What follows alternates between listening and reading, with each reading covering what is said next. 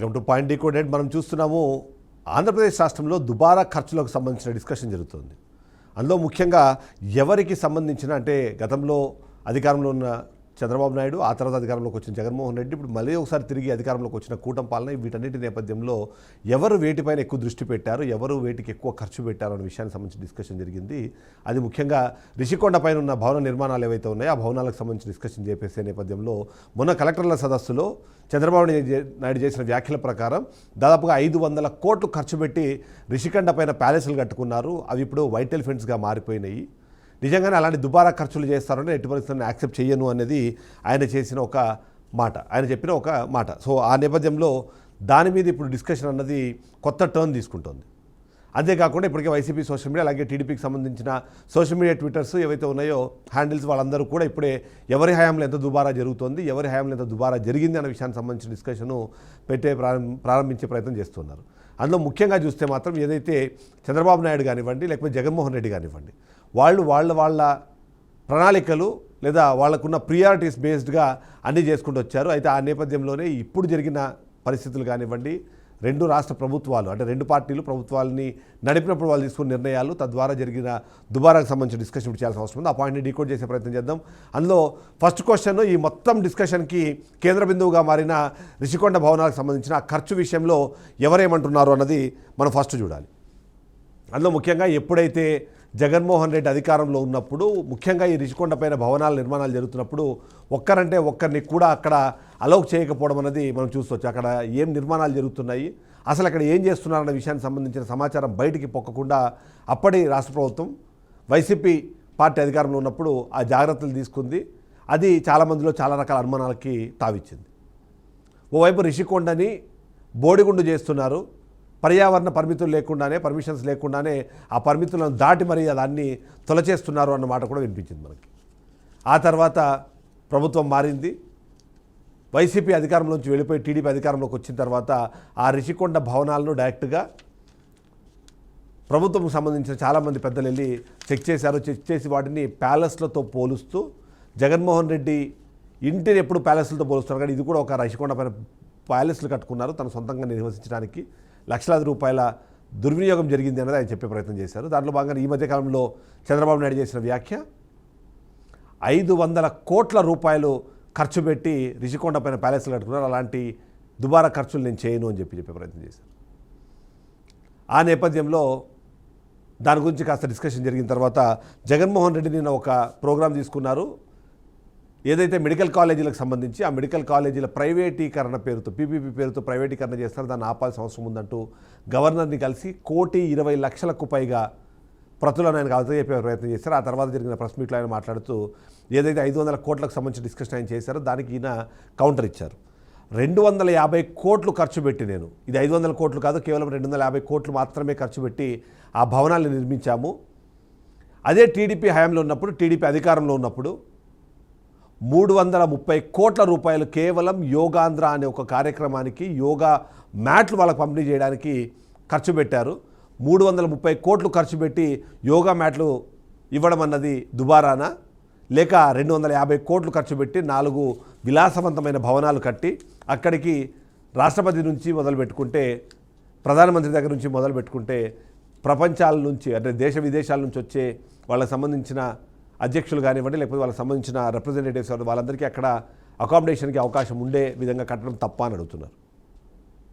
ఓవైపు చంద్రబాబు నాయుడు ఏమో దీన్ని వైట్ ఎలిఫెంట్తో పోలుస్తుంటే, మరోవైపు అదే ప్రభుత్వంలో భాగస్వామిగా ఉన్న పయ్యావుల కేశవ్ మాత్రం దానికోసం జనాలు పోటీ పడుతున్నారు, హోటల్స్ పోటీ పడుతున్నాయి, అందులో టాటా లాంటి కంపెనీస్ కూడా ఉన్నాయి, టాటా హోటల్స్ లాంటి కంపెనీస్ ఉన్నాయి అని ఆయన ఒక మాట చెప్తున్నారు. సో అక్కడ దుబారా ఎవరు చేశారు అన్నది. ఈ నేపథ్యంలోనే కొన్ని డిస్కషన్స్ ఎప్పుడప్పుడు చేసే ప్రయత్నం చేస్తుంటుంది వైసీపీ పార్టీ. అందులో ముఖ్యంగా అమరావతి నిర్మాణం పేరుతో వందలాది కోట్ల రూపాయల స్కామ్ జరుగుతుంది అన్న దానికి సంబంధించి ఎప్పటికప్పుడు డిస్కషన్ జరుగుతూనే ఉంటుంది.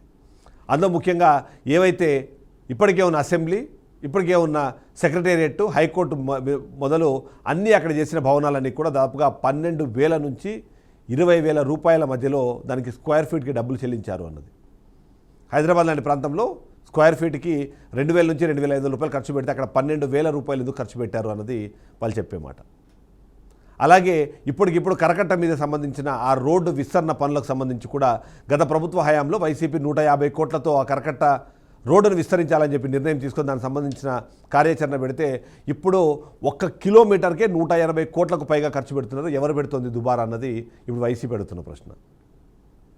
ఓవైపు వైజాగ్లో ఒక భారీ భవంతిని 180 కోట్లతో మేము ఖర్చు పెడితే అదే స్పేస్ ఉన్న అంతే విస్తీర్ణం ఉన్న ఒక భవనాన్ని ఆంధ్రప్రదేశ్ రాష్ట్రంలో అమరావతిలో నిర్మిస్తే మాత్రం దానికి 500 కోట్లకు పైగానే ఖర్చు పెట్టారు. ఆ 3 ఇంతలు ఖర్చు అంటే మిగిలిన డబ్బులు ఎక్కడికి వెళ్ళాయి అన్నది వాళ్ళు అడుగుతున్న ప్రశ్న. సో ఈ నేపథ్యంలో ఎవరు దుబారా చేస్తున్నారో దానికి సంబంధించి ప్రజలే ఆలోచించుకోవాలని చెప్పేసి ఆయన అడుగుతున్నారు. ఇక ఇదే నేపథ్యంలో మనకి సెకండ్ క్వశ్చన్ కనిపిస్తుంది. చంద్రబాబు జగన్ ఎవరి హయాంలో దుబారా జరిగింది అన్న దానికి సంబంధించిన డిస్కషన్ ఎప్పటికప్పుడు జరుగుతూనే ఉంటుంది. అలా దుబారాకు సంబంధించి ఖచ్చితంగా చంద్రబాబు నాయుడు లేదా జగన్మోహన్ రెడ్డి వాళ్ళకి సంబంధించిన ప్రియారిటీస్నే ఎక్కువ దృష్టిలో పెడతారు. అందులో భాగంగానే మనం చూస్తున్నాము ఏదైతే రాష్ట్ర ప్రభుత్వం తీసుకుంటున్న చర్యలు, రాష్ట్ర ప్రభుత్వం తీసుకొస్తున్న సంక్షేమ పథకాలు వీటన్నిటికీ సంబంధించిన ప్రచారానికే 100 కోట్లు ఖర్చు పెట్టారు గతంలో జగన్మోహన్ రెడ్డి అని చంద్రబాబు నాయుడు ఆరోపించారు. బట్ ఇప్పుడు అదే తరహాలోనే అంతకన్నా ఎక్కువగా ఇప్పుడు చంద్రబాబు నాయుడు ఖర్చు పెడుతున్నారని వైసీపీ ఆరోపిస్తోంది. నేషనల్ మీడియాకి ఒక్కొక్క నేషనల్ మీడియాకి 10 కోట్ల రూపాయలు ఖర్చులు పెడుతున్నారు అని. రాష్ట్ర ప్రభుత్వం తరఫున వాదించాల్సిన కేసుల్ని రాష్ట్రంలో ఉన్న లాయర్లు కాకుండా ఢిల్లీ నుంచి పిలుచుకొచ్చిన లాయర్లకు కోట్లాది రూపాయలు అంటగడుతున్నారు, వాళ్ళకి ఇచ్చేస్తున్నారు అన్నది. ఇవన్నీ దుబారా కాదా అన్నది జగన్మోహన్ రెడ్డి అడుగుతున్న ప్రశ్న. ఇక దుబారాకు సంబంధించి చూసినప్పుడు 3 ముఖ్య నేతలు చంద్రబాబు నాయుడు, పవన్ కళ్యాణ్ అలాగే లోకేష్ వీళ్ళందరూ కూడా ప్రతి పర్యటనకు హెలికాప్టర్లు వేసుకొని మరీ వెళ్తున్నారు. ప్రతి హెలికాప్టర్కి ఎంతెంత ఖర్చు పెడుతున్నారు దానికి సంబంధించిన నెంబర్స్ అని చూపించి ఇవన్నీ ఎవరు ఖర్చు పెడుతున్నారు, ఎవరి డబ్బులు ఖర్చు పెడుతున్నారు, ప్రజల డబ్బులు దుబారా చేయట్లేదా, ఈ దుబారా పేరుతో మీరు చేసిన ఖర్చులు పక్కన పెట్టి జగన్మోహన్ రెడ్డి మీద ఎందుకు అలా మాట్లాడుతున్నారు అన్నది వైసీపీ వాళ్ళు ప్రశ్నిస్తూ వస్తున్నారు. ఇక ప్రతి నెల 1వ తారీఖు ఇచ్చే పెన్షన్లు గతంలో జగన్మోహన్ రెడ్డి ఒక సాంప్రదాయం తీసుకొచ్చారు. ఆ సాంప్రదాయం ప్రకారము ఎవరైతే గ్రామ వాలంటీర్లు ఉన్నారో వాళ్ళు వెళ్ళి వాళ్ళ ఇంటికి వెళ్ళి ఇచ్చి వచ్చేవాళ్ళు. కానీ ఇప్పుడు ప్రతి నెల దాని పేరు మీదనే ఒక పెద్ద ప్రోగ్రాం చేస్తున్నారు చంద్రబాబు నాయుడు. దానికోసం పెడుతున్న ఖర్చులు, దానికోసం వినియోగిస్తున్న అధికార యంత్రాంగము ఇవన్నింటినీ బేస్ చేసుకుంటే అది దుబారా కాదా అన్నది ఆ క్వశ్చన్. గతంలో 2014 నుంచి 19 వరకు అధికారంలో ఉన్న చంద్రబాబు నాయుడు 10 ఏళ్ల పాటు హైదరాబాదు ఉమ్మడి రాజధానిగా ఉన్నా సరే ఇక్కడున్న ప్రత్యేక కారణాల వల్ల అమరావతికి వచ్చి వందలాది కోట్ల రూపాయలు హోటల్ బిల్లులే చెల్లించారు. దాన్ని దుబారా అన్నరా అన్నది మరొక ప్రశ్న. ఇలా దుబారాకు సంబంధించి మాట్లాడినప్పుడు జగన్మోహన్ రెడ్డి వెనకబడ్డాడు. జగన్మోహన్ రెడ్డి ఎంతున్నా తన సొంతంగా ఇల్లు కట్టుకున్నారు, అక్కడే ఉన్నారు.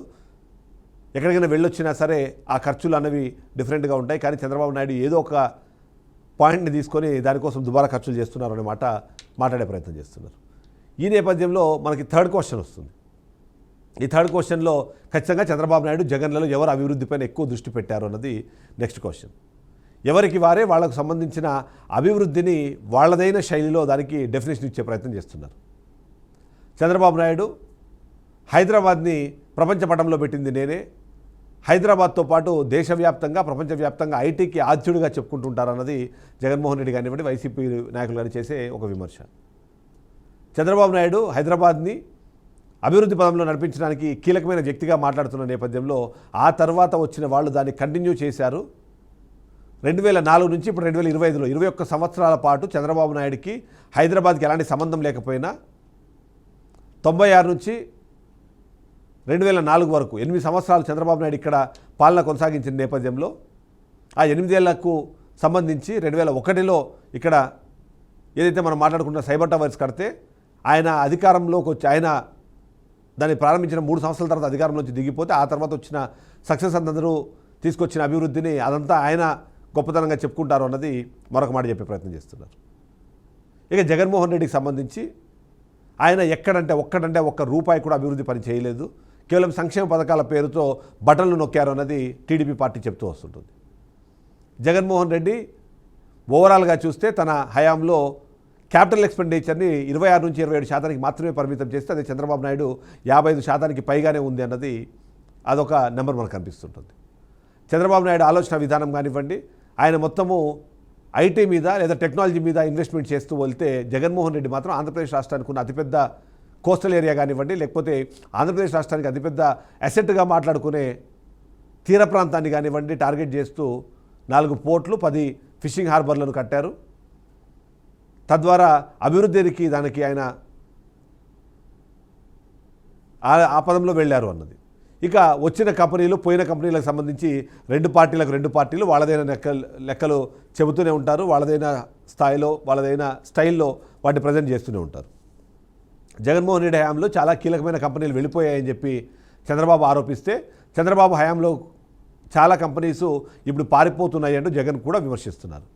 గతంలో జగన్ హయాంలో వచ్చిన కంపెనీలు కానివ్వండి, జగన్ హయాంలో వచ్చిన అభివృద్ధికి సంబంధించిన ఫలాలు ఏవైతున్నాయి వాటిని వాళ్ళు చంద్రబాబు నాయుడు తను క్లెయిమ్ చేసుకునే ప్రయత్నం చేస్తారు. ఇంక్లూడింగ్ మొన్న వచ్చిన కానిస్టేబుల్కి సంబంధించిన ఉద్యోగాలతో సహా 3 ఏళ్ల క్రితం జగన్ ఇచ్చిన నోటిఫికేషన్ జగన్ హయాంలో జరిగిన మొత్తము కోర్టు కేసుల కారణంగా ఆగిపోతే వాటిని ఇప్పుడు అట్టహాసంగా వాళ్లకు అపాయింట్మెంట్ లెటర్లు ఇచ్చి దాన్ని గొప్పతనంగా చెప్పుకునే ప్రయత్నం చేస్తున్నారు వాళ్ళు.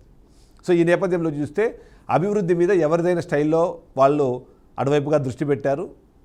దాని ఫలాలు ఎప్పుడు వస్తాయనే దానికి సంబంధించిన అంశం ఎప్పుడు ఖచ్చితంగా ఉంటుంది. ఇప్పుడు మనం చూస్తున్నాము, ఏదైతే అదాని డేటా సెంటర్ కానివ్వండి, దాని గూగుల్ డేటా సెంటర్ పేరుతో మరొకసారి తీసుకొచ్చినారన్న, ఇప్పుడు ఏవైతే కొత్తగా వైజాగ్ సెంట్రిక్గా జరుగుతున్న డెవలప్మెంట్ ఏదైతే ఉందో ఆ డెవలప్మెంట్ అంతా కూడా మా హయాంలోనే ప్రారంభించిందని వైసీపీ చెప్పుకునే ప్రయత్నం చేస్తుంది. ఓవరాల్గా చూస్తే వీళ్ళిద్దరి మాటలపైన ప్రజలు ఏమనుకుంటున్నారు అన్నదే మన ఫైనల్ క్వశ్చన్. ఎవరేం మాట్లాడినా ఎవరేం చెప్పినా సరే అన్నిటినీ ప్రజలు గమనిస్తూనే ఉంటారు, విశ్లేషకులు దానికి సంబంధించి డిస్కషన్ చేస్తూనే ఉంటారు. ఇలా చేసిన నేపథ్యంలో ప్రజలు ఏమనుకుంటున్నారు అన్నది దొందే అనే మాటనే ఎక్కువ మనకి ప్రజల నుంచి వినిపిస్తుంది. ఎందుకంటే అభివృద్ధికి సంబంధించి అయినా, దుబారాకు సంబంధించి అయినా సరే, అవినీతి గురించి మాట్లాడినా, దేని గురించి మాట్లాడినా ప్రజలందరూ 2 విభాగాలుగా ఎప్పుడో విడిపోయారు. అందులో ఒకటి ప్రో గవర్నమెంట్, ఒకటి యాంటీ గవర్నమెంట్. అది ఎవరు ఎక్కడ ఉన్నా సరే వాళ్ళ గురించి అలానే మాట్లాడుతుంటారు. అలాగే pro TDP, anti TDP, pro YCP, anti YCP, ఇలాంటి వ్యక్తులు ఎప్పుడూ ఉంటారు. కాబట్టి ప్రజలు వాళ్ళకు అనుకూలమైన అంశాలని తీసుకొని ఆ అంశాలని పాజిటివ్గా చెప్పుకునే ప్రయత్నం చేస్తూ ఉంటారు. అది రెగ్యులర్గా జరిగే ఒక అంశంగానే మనం చూడాల్సిన అవసరం ఉంటుంది. ఈ నేపథ్యంలో చూస్తే మాత్రం ఖచ్చితంగా ఇద్దరు ఓవైపు అభివృద్ధి పైన దృష్టి పెట్టారు వాళ్ళదైన శైలిలో, వాళ్ళ శైలిలోనే దీనికి సంబంధించిన దుబారాకు సంబంధించిన అంశాలు కూడా మన తెరపైకి వస్తాయి. ఇక అవినీతికి సంబంధించిన అంశం వస్తే వాళ్ళ విపక్షాలు వైసీపీ హయాంలో ఉన్న టీడీపీ హయాంలో ఉన్న వైసీపీ వాళ్ళిద్దరూ కూడా ఎప్పటికప్పుడు ఈ అవినీతికి సంబంధించిన డిస్కషన్ చేస్తూనే ఉంటారు. ప్రస్తుతం ఉన్న పరిస్థితుల్లో కూటమికి సంబంధించిన నాయకులు, ముఖ్యంగా స్థానిక ఎమ్మెల్యేలు కానివ్వండి, స్థానిక ప్రజాప్రతినిధులు కానివ్వండి, అవినీతికి పరాకాష్ఠగా మారిపోయారన్న ఆరోపణలు కూడా వినిపిస్తున్నాయి. దాని నేపథ్యంలోనే కొన్ని సర్వేలు కానివ్వండి, ఆ సర్వే రిపోర్ట్స్ కానివ్వండి, అవి వాళ్ళకి ఎగెన్స్ట్గా వస్తున్నాయనే విధంగా ప్రజెంట్ చేసే ప్రయత్నం కూడా జరుగుతుంది. సో ఫైనల్గా ఇప్పటికిప్పుడైతే ఎన్నికలు జరిగే అవకాశం లేదు కాబట్టి ఎన్నికలు వచ్చిన తర్వాత ఏం జరుగుతుందో చూడాలి. ఆంధ్రప్రదేశ్ రాష్ట్ర ప్రజలు ఎప్పుడూ భిన్నంగానే ఉంటారు. మిగిలిన రాష్ట్రాల్లో లాగా రోడ్ల మీదకి వచ్చి ఉద్యమాలు ఆందోళనలు చేయరు. వాళ్ళ ఉద్యమాలు ఆందోళనలు చేసేంత పరిస్థితుల్లో ఎప్పుడూ ప్రభుత్వాలు ఉండవు. కానీ ఎప్పుడైతే ఓట్లు వస్తాయో, ఎప్పుడైతే ఎన్నికలు జరుగుతాయో ఆ సమయంలోనే వాళ్ళ తీర్పుని చాలా గట్టిగా చూపించేస్తారు.